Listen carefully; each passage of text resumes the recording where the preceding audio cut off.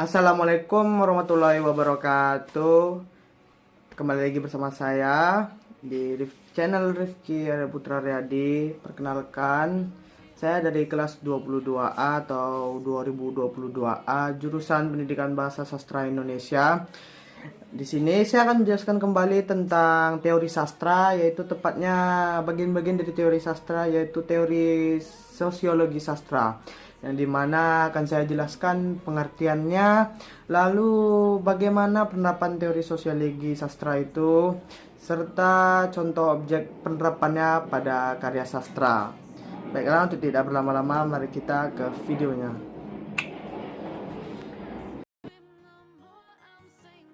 Baiklah, di sini saya akan menjelaskan tentang pengertian teori sosiologi sastra. Apa itu teori sosiologi sastra? Adalah teori sastra yang menganalisis suatu karya sastra dengan berdasarkan hubungan kemasyarakatan, berupa hubungan manusia dengan manusia, manusia dengan kelompok, ataupun kelompok dengan kelompok, yang dimana hubungan antar sesamanya saling berkaitan. Untuk penerapan teori sosiologi sastra sendiri, yaitu penerapannya sendiri mengkaji persoalan yang timbul dalam masyarakat itu dan kasus yang ada di dalam karya fiksi, di mana tak lepas dari konsep budaya.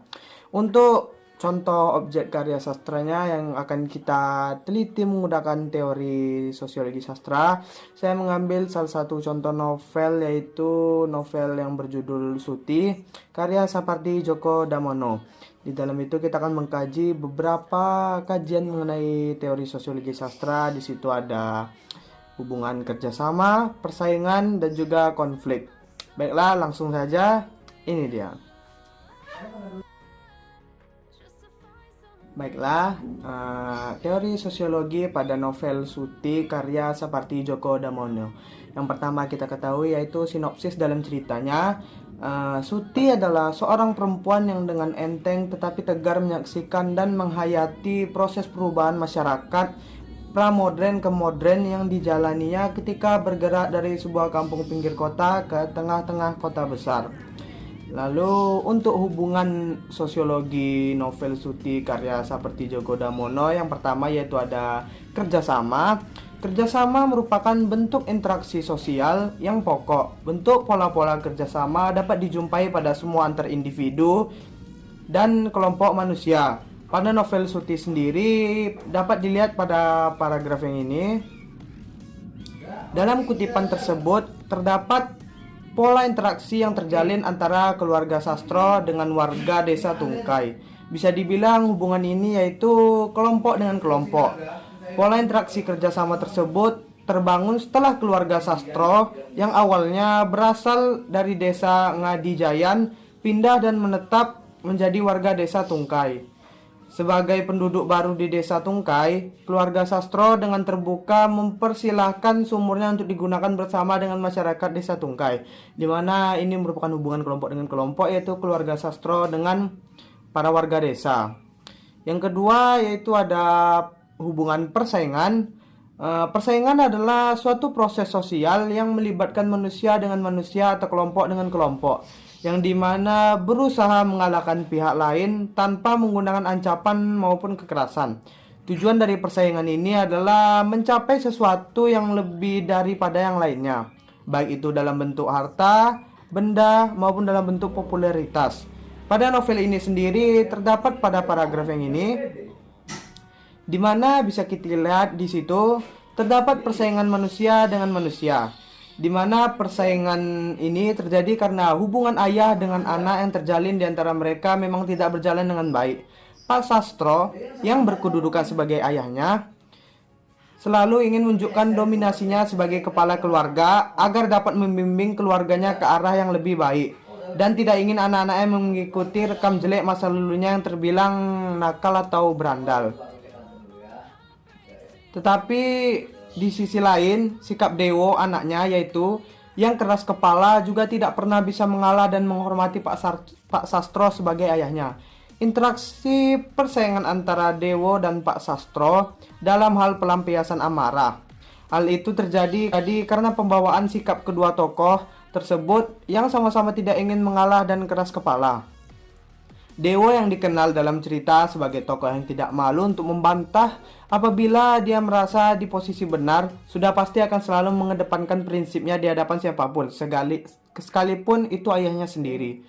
Di pihak lain, Pak Sastro yang berkedudukan sebagai ayah Dewa tidak ingin amanat serta kedudukannya sebagai orang yang dituakan dibantah dan dipermainkan oleh sikap Dewa yang keras kepala. Baiklah, yang ketiga yaitu ada hubungan sosiologi berupa konflik. Apa itu konflik? Konflik merupakan suatu bagian dari proses sosial yang memiliki makna di mana terdapat dua individu atau lebih yang saling berusaha menyingkirkan satu sama lain. Pada novel ini sendiri pun terdapat pada paragraf yang ini. Pada paragraf tersebut dapat dilihat konflik hubungan sosial yaitu individu dengan individu yang kemudian menjadi hubungan antara individu dengan kelompok, di mana melibatkan Pak Sastro dengan orang suruhan Gali warga desa Kalisobo. Gali tersebut marah karena istrinya diketahui main-main dengan Pak Sastro. Oleh karena itu, Gali tersebut menyuruh orang suruhan untuk memberikan pelajaran pada Pak Sastro. Pola interaksi konflik antara Pak Sastro dengan gerombolan pemuda suruhan pemimpin Gali, yaitu individu dengan kelompok. Pak Sastro sudah melakukan negosiasi untuk menyelesaikan konflik, namun tampaknya gagal karena masalah uang. Maka terjadilah konflik yang melibatkan antara Pak Sastro dengan Gali beserta anak buahnya. Lalu dapat juga dilihat konflik lain yaitu pada novel ini, pada paragraf yang ini. Dalam kutipan tersebut terdapat pola interaksi manusia dengan manusia, yaitu antara Bu Sastro dengan tetangganya yang bernama Bu Mayor. Peristiwa itu bermula saat Bu Mayor melabak Bu Sastro dan menuduh Dewo, anak dari Bu Sastro, sebagai biang permasalahan karena telah menghilangkan anjing kesayangan Bu Mayor. Namun pada akhirnya untuk menyelesaikan konflik tersebut, Bu Sastro dengan lantang dan tegas menyangkal tuduhan tersebut, di mana Bu Mayor menuduh anaknya yang menjadi biang masalah karena kehilangan anjing kesayangan Bu Mayor. Di situ Bu Mayor terdiam dan memutuskan untuk pergi tanpa memperlihatkan muka kekesalan maupun rasa emosi pada dirinya. Dari pernyataan tersebut dapat dikatakan Bu Sastro memenangkan perselisihan yang melibatkan dirinya dengan tetangganya Bu Mayor. Baiklah, itu dia tentang teori sosiologi sastra besar. Hanya itu yang bisa saya dapat sampaikan. Bila ada kata yang salah dan mohon maaf, saya minta maaf sekali lagi.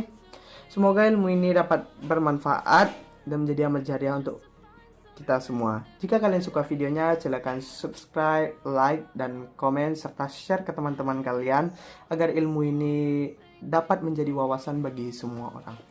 Baik, sekian, terima kasih. Assalamualaikum warahmatullahi wabarakatuh dan selamat siang.